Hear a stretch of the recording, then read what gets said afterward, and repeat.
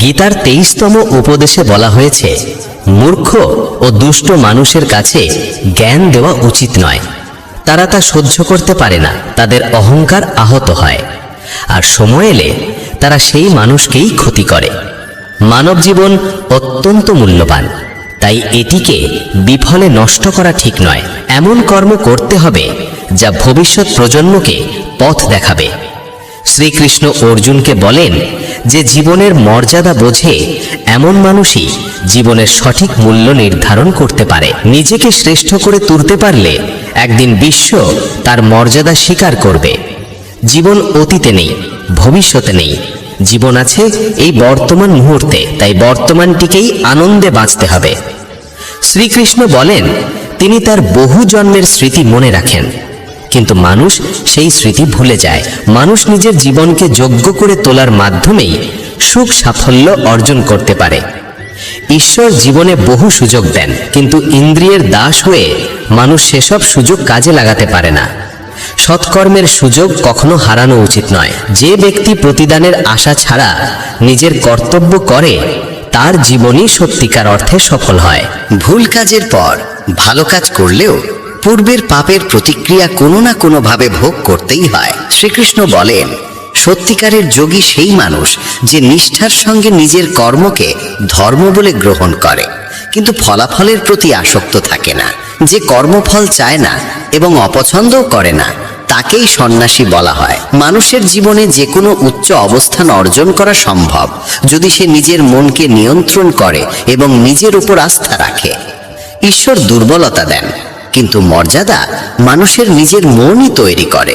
গীতার 24তম উপদেশে বলা হয়েছে, যতই ভালো হও না কেন, যদি খারাপ মানুষের সঙ্গ গ্রহণ করো তবে তাদেরই পরিণতি ভোগ করতে হবে। ভীষ্ম পিতামহ সচ্চরিত্র ছিলেন, দ্রোণ ছিলেন ব্রাহ্মণ, কিন্তু দুজনেই অধর্মের পাশে দাঁড়িয়েছিলেন। তাই শেষ পর্যন্ত তাদের মৃত্যু হলো অত্যন্ত যন্ত্রণাদায়ক ভাবে। এর থেকেই বোঝা যায় খারাপ সঙ্গ কখনোই সুখ দেয় না। অনেক সময় শুধু তাদের পাশে থাকলেই তাদের কর্মফলের বোঝা বহন করতে হয়। তাই সব সময় উত্তম সঙ্গেই থাকা উচিত। গীতার 25তম উপদেশে বলা হয়েছে, যে মানুষ প্রতারণা করে তার পরিণতিও হয় অত্যন্ত করুণ। শকুনীয় দুর্যোধন জীবনের প্রতিটি পদক্ষেপে পাণ্ডবদের প্রতারণা করেছে, ফলে দুর্যোধনের সমস্ত পরাক্রমী যোদ্ধাই প্রতারণার মাধ্যমেই প্রাণ হারিয়েছিল। কারণ কর্মফল কাউকে ছেড়ে দেয় না। মানুষ যেমন কর্ম করে তেমনই ফল পায়। যে অন্যকে প্রতারণা করে, কোনো একদিন অন্য কেউ এসে তাকে প্রতারণার স্বীকার করে, এটাই কর্মের নিয়ম। গীতার 26তম উপদেশে বলা হয়েছে, জীবনে কষ্ট এলেই সাহস হারানো যাবে না। সামান্য ধৈর্যই সবচেয়ে কঠিন সংকটকে অতিক্রম করার শক্তি দেয়। এক রাজা একদিন তার গুরুদেবকে বলেছিলেন যে রাজ্যে সব ধরনের সমৃদ্ধি আছে, কিন্তু খারাপ সময়ের জন্য কোনো মানসিক প্রস্তুতি নেই। তখন গুরু একটি তাবিজ তার হাতে বেঁধে দিয়ে বলেছিলেন, জীবনে এমন সময় এলো যখন মনে হবে এর চেয়ে খারাপ আর কিছু হতে পারে না, তখন এই তাবিজ খুলে এর ভেতরের মন্ত্রটি পড়বে, তাতেই তুমি অপার শক্তি পাবে। একদিন সেই ঘটনারই মতো সময় এসে দাঁড়ালো। হঠাৎ আরেকজন রাজা তার রাজ্যে আক্রমণ করলো, আর বাধ্য হয়ে তিনি অল্প কয়েকজন অনুচর নিয়ে রাজ্য ও নগরী ছেড়ে পালালেন। সেই মুহূর্তে রাজা গভীর দুঃখে ডুবে গেলেন। তার মনে পড়ল, গুরু বলেছিলেন জীবনে যখন সত্যিই ভয়াবহ সময় আসবে তখন তাবিজ খুলে ভেতরের মন্ত্রটি পড়তে, সেই মন্ত্রই তাকে শক্তি দেবে। রাজা ভাবলেন, এর চেয়েও দুঃসময় আর কি হতে পারে। তিনি তাবিজটি খুললেন, আর ভেতরে লেখা ছিল, এই সময়টাও কেটে যাবে। এই বাক্য পড়েই তিনি এক অদ্ভুত দৃঢ়তায় ভরে উঠলেন। তিনি বিশ্বাস করলেন বর্তমান দুঃসময় চিরস্থায়ী নয়, এটিও একদিন শেষ হবে। তাই সাহস হারানো চলবে না। তিনি ঠিক করলেন আবার সেনাবাহিনী গুছিয়ে তুলতে হবে। রাজা সৈন্যদের একত্র করলেন, আক্রমণকারী রাজাকে মোকাবিলা করলেন এবং শেষ পর্যন্ত নিজের রাজ্য পুনরুদ্ধার করলেন। জীবনে যত ভয়াবহ পরিস্থিতি আসুক না কেন, কোনো অবস্থায় স্থায়ী নয়। দুঃসময় একদিন নিশ্চয়ই কেটে যায়। আমরা জীবনে অসংখ্য দুঃখ কষ্টের মুখোমুখি হই, কিন্তু প্রতিবারই সেগুলোকে অতিক্রম করে ওঠার শক্তি পাই। একইভাবে তোমার জীবনেও যদি কোনো কঠিন সময় আসে, বিশ্বাস রাখো এটিও একদিন সরে যাবে। তাই কখনোই সাহস হারিও না। ধৈর্য ধরে টিকে থাকতে পারলে জীবনের সবচেয়ে কঠিন ঝড়ও শান্ত হয়ে যায়। গীতার 27তম উপদেশ হলো, এই যুগে অতিরিক্ত ভালো হতে নেই, না হলে মানুষ তোমাকে শোষণ করে নিঃস্ব করে দেবে। পাণ্ডবদের জীবনী শেখায় নিতান্ত সৎ হওয়াই কখনো কখনো বড় কষ্টের কারণ হয়। তারা সর্বদা ন্যায়ের পথে চলেছে, কখনো অন্যায় করেনি, তবুও রাজ্য হারিয়েছে। তাদের স্ত্রীকে প্রকাশ্যে অপমান করার চেষ্টা হয়েছে, তাদের ভিক্ষা করে বাঁচতে হয়েছে, কারণ তারা ছিলেন অতিরিক্ত ভালো। তখন যেমন ছিল, আজকের পৃথিবী তো আরো কঠিন। মানুষ সৎ মানুষকে কম সম্মান দেয়, বরং বেশি ব্যবহার করে। তুমি যত ভালো ব্যবহার করবে, অনেকেই তোমার সঙ্গে তত খারাপ আচরণ করবে। তুমি অন্যদের খুশি করার জন্য সর্বোচ্চ চেষ্টা করবে, আর তারা তোমাকে কাজে লাগানোর পথ খুঁজবে। তাই আজকের দিনে সুখী থাকতে হলে অত্যধিক ভালো হওয়ার দরকার নেই। এর মানে এই নয় যে তোমাকে খারাপ হতে হবে, বরং নিজের চোখে নিজেকে ভালো রাখো। বিশ্বের চোখে ভালো দেখাতে গিয়ে নিজেকে দুর্বল করে দিও না। গীতার 28তম উপদেশ হলো অতীতকে ভুলে যেতে শেখো, কারণ অতীতের কষ্ট আঁকড়ে বাঁচলে আজকেও সুখী থাকা যায় না। জ্ঞানীরা অতীতের জন্য হাহাকার করেন না। অতীত যেমনই হোক, তা বর্তমানকে গ্রাস করতে দেওয়া ঠিক নয়। যা ঘটেছে তা থেকে শিক্ষা নাও, ভাবো আর যেন এমন না হয়, তারপর এগিয়ে যাও। অনেকেই বলেন, ওই মানুষ আমাকে এত অন্যায় করেছে, তাই আমি আজ এত দুঃখী। কেউ কেউ সারা জীবন অন্যদের দোষ দিতে দিতে নিজের কষ্ট বাড়িয়ে তোলে। কিন্তু যতক্ষণ তুমি অন্যকে দোষ দেবে, ততক্ষণ কখনো সুখী হতে পারবে না, সামনে এগোতেও পারবে না। অতীত বদলানো যায় না, মানুষ কি করেছে তাও বদলানো যায় না, কিন্তু বর্তমান তোমার হাতে। সেটাকে তুমি যেমন চাও তেমন গড়তে পারো। আগামী দিনের দুঃখ এড়াতে চাইলে আজকে বাঁচো। তুমি পৃথিবীতে কাউকে পাবে না যে ভবিষ্যতের ভরসায় সুখে থাকে। সুখী সেই যে আজকার মুহূর্তে নিজের জীবন কাটায়। ভবিষ্যতের চিন্তা শুধু দুঃখ, আফসোস আর অনিশ্চয়তায় ভরিয়ে তোলে। তাই যতটা সম্ভব অতীতকে ভুলে যাও এবং বর্তমানকে নিজের করে নাও। গীতার শিক্ষা বলছে, ভবিষ্যতের ভয় দুঃখ কমে না, বরং ভয়ই সব শান্তি কেড়ে নেয়। তুমি কাকে ভয় করবে? কে তোমাকে মারতে পারে? তুমি দেহ নও। দেহ কেবল কর্ম সম্পন্ন করার মাধ্যম। তুমি আত্মা, অমর ও চিরন্তন। অসংখ্য জন্মে তুমি অসংখ্য দেহ ধারণ করেছ, আর এখন মানুষের শরীর পাওয়া তোমার পুণ্যের ফল। এই জীবনকে কাজে লাগানোর একমাত্র উদ্দেশ্য হলো সৎকর্ম, দয়া আর নিঃস্বার্থ সাহায্য করা। যে নিরন্তর ভক্তি ভরে ঈশ্বরকে স্মরণ করে, সে অবশ্যই ঈশ্বরকে পায়। কেউ ঈশ্বরের অস্তিত্ব অস্বীকার করলেও তাতে তার কিছু যায় আসে না। মানুষের মন পবিত্র, কর্ম সৎ আর চরিত্র ভালো হওয়াই প্রকৃত যোগ্যতা। ঈশ্বর ভক্তির ক্ষুধার্ত। কেউ যদি ভালোবাসা ও ভক্তি সহ একটি পত্র, একটি ফুল, ফল বা জলও অর্পণ করে, ঈশ্বর তা গ্রহণ করেন। ভক্তি নেই এমন অর্ঘ্য, যতই বাহুল্যপূর্ণ হোক, মূল্যহীন। নিঃস্বার্থ সাহায্য, দানকে সেবা হিসেবে গ্রহণ করা, পক্ষপাতবিহীন সিদ্ধান্ত এবং কর্তব্য পালন, এসবই ঈশ্বর ভক্তির সমান। এরাই ঈশ্বরের প্রিয়। তাকে ভালোবাসবে তা গভীরভাবে ভাবা জরুরি, কারণ যে ভালোবাসার মূল্য বোঝে না, তার কাছ থেকে দূরে থাকাই শান্তির পথ। আজকাল অনেকেই ভালোবাসার নাম করে সবচেয়ে বেশি কষ্ট দেয়। প্রেম, যা স্বভাবতই পবিত্র, মানুষের স্বার্থ আর অসচেতনতার কারণে বিষের মতো তিক্ত হয়ে যায়। অনেকেই বিশ্বাস আর মমতাকে ব্যবহার করে অন্যের হৃদয় ভেঙে দেয়। তুমি যদি কাউকে সত্যিই ভালো না বাসো, তবে সে কখনোই তোমাকে আঘাত করতে পারবে না। যে সম্পর্কই হোক, যদি তুমি কাউকে সীমাহীন ভালোবাসো আর সে যদি সেই ভালোবাসার যোগ্য না হয়, তবে তার বিনিময়ে কেবলই দুঃখ ও যন্ত্রণা ফিরে আসে। প্রেম নিজে কোনোদিন কষ্টের কারণ হয় না। কষ্ট দেয় সেই মানুষ যে তোমার মমতার মূল্য দিতে অক্ষম। তাই ভালোবাসতে হলে এমন কাউকে ভালোবাসো যে তোমার হৃদয়ের ভাষা বুঝবে এবং তোমার অনুভূতিকে সম্মান করবে। আর যখনই বুঝবে যে তোমার ভালোবাসার মানুষ তোমার অনুভূতির কদর করে না, তখন সেখান থেকে সরে যাওয়াই তোমার জন্য সবচেয়ে বুদ্ধিমানের সিদ্ধান্ত। গীতার 29তম উপদেশে বলা হয়েছে যে মানুষ বারবার তোমায় আঘাত দেয়, তাকে কখনোই ক্ষমা করা উচিত নয়। যুধিষ্ঠির বহুবার দুর্যোধনকে ক্ষমা করেছিলেন, আর এর ফলেই তার জীবনে অসংখ্য দুঃখ ও বিপর্যয় নেমে এসেছিল। কেউ একবার ভুল করলে তাকে ক্ষমা করা যায়, কিন্তু বারবার একই ভুল করলে বুঝতে হবে সেটা ভুল নয়, সেটাই তার স্বভাব। তারা এমনই এবং ভবিষ্যতেও তোমার সঙ্গে একই আচরণ করবে। তাই অযথা অতিরিক্ত ভালো হওয়া ঠিক নয়। ক্ষমা করা আর বোকা হয়ে যাওয়ার মধ্যে বিশাল পার্থক্য আছে। কাউকে একবার ক্ষমা করলেও তার প্রতি সতর্ক থাকা দরকার। বলা হয়, এক একই মানুষকে দুবার পরীক্ষা করা নিজের মুখে ধুলো দেওয়ার মতো। যে তোমাকে একবার প্রতারণা করেছে বা ভুল করে হলেও ব্যথা দিয়েছে, তাকে অন্ধভাবে বিশ্বাস করা উচিত নয়। তাই এমনভাবে ক্ষমা করবে যাতে কখনো বোকা না শোনাও, আবার নিজের শত্রু তৈরি করো না। গীতার আরেকটি শিক্ষা বলে, যে তোমাকে প্রতারিত করে বা ধোঁকা দেয় তাকে নিয়ে দুঃখ বা রাগ বাড়িয়ে লাভ নেই, বরং বুঝে নিতে হবে মানুষকে চোখে দেখে কখনো চিনে নেওয়া যায় না। এই পৃথিবীতে মানুষ মুখোশ পরে বাঁচে, সবাই ভালো দেখাতে চায় কিন্তু ভালো হতে চায় না। কাউকে তোমার প্রতি সামান্য অন্যায় করতে দাও, তখনই তার আসল রূপ প্রকাশ পায়।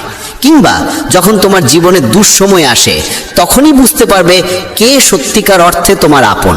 তাই কাউকে খুব দ্রুত বিশ্বাস করো না, কারো কাছ থেকে এত আশা করো না যাতে পরে হৃদয়ে ভেঙে যায়। কারণ এই পৃথিবীর মানুষ কারো ছিল না, কাউকে কোনোদিন হবেও না।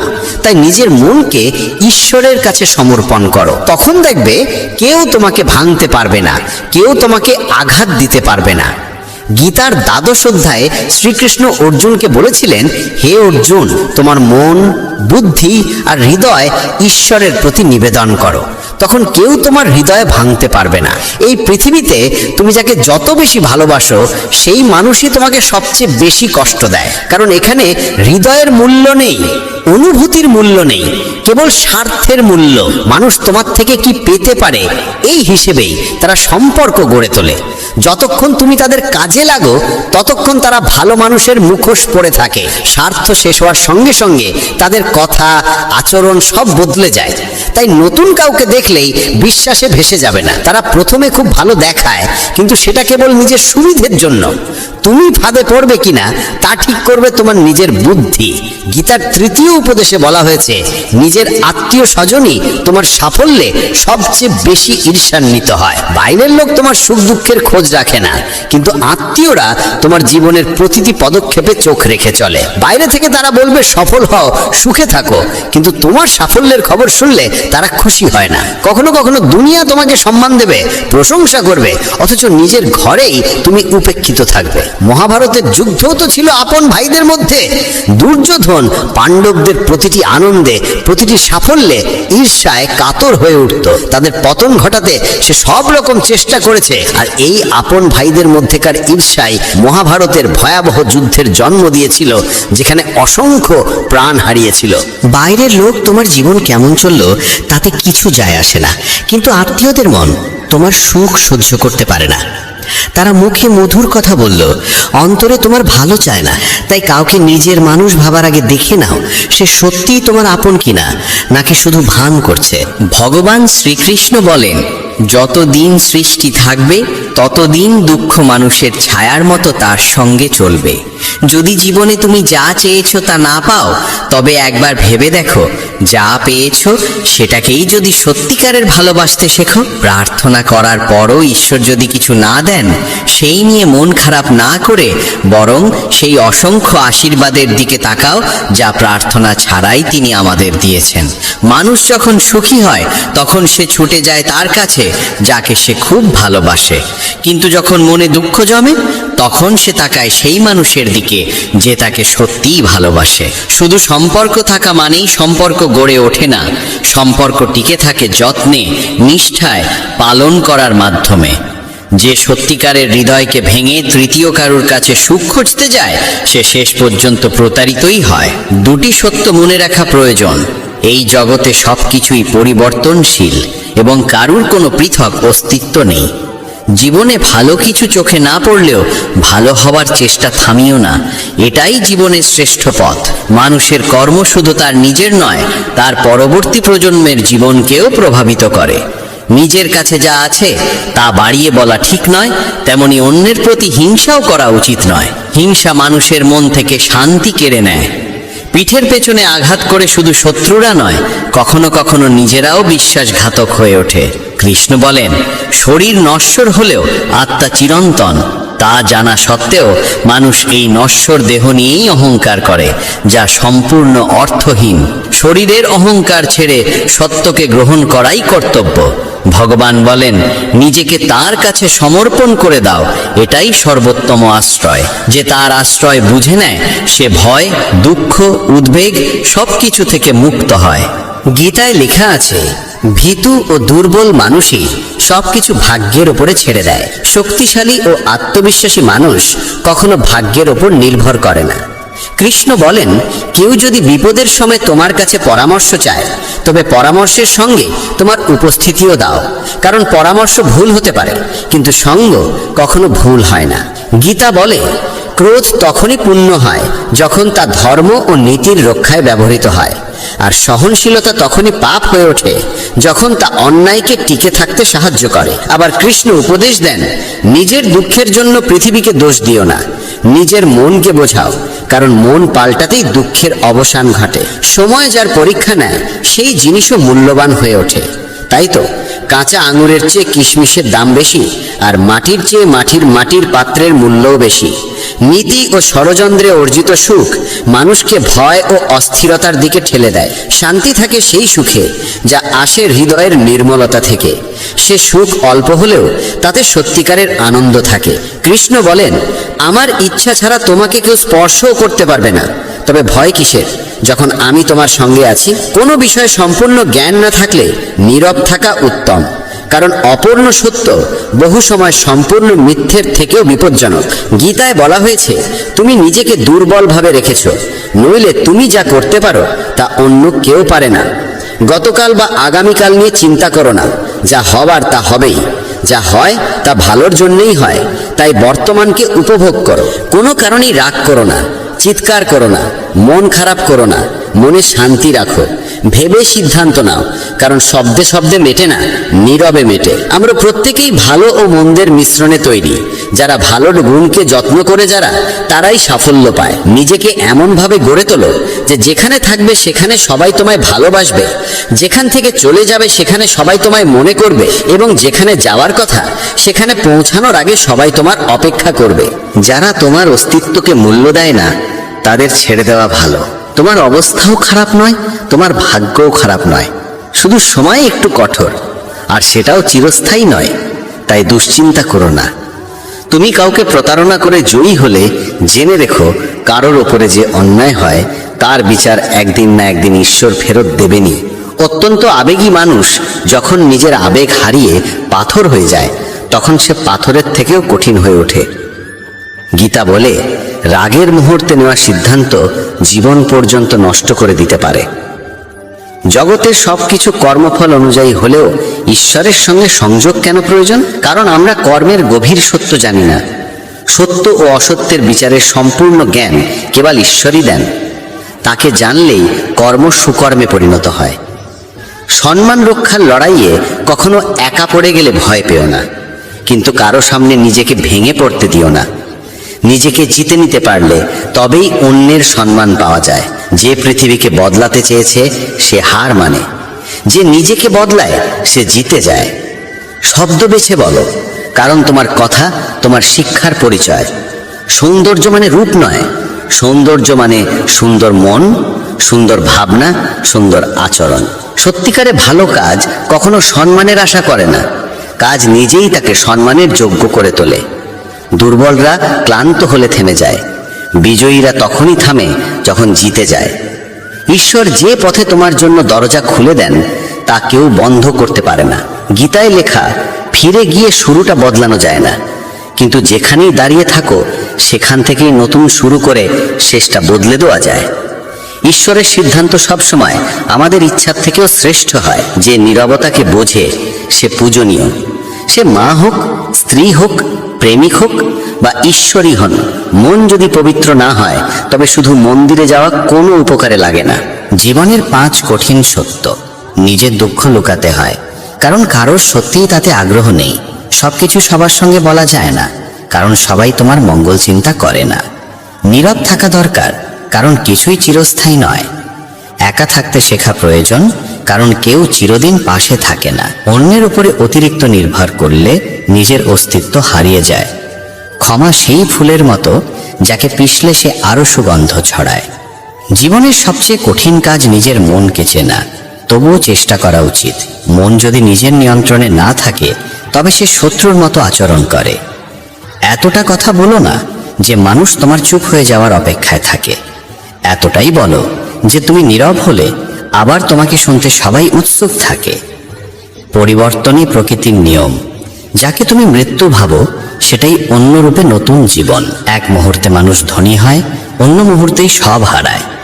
আমার তোমার ছোট বড় নিজের পর মন থেকে মুছে ফেলো, তখন বুঝবে সবই তোমার, তুমিও সকলের। শরীরের চোখ দিয়ে ভগবানকে দেখা যায় না, তাকে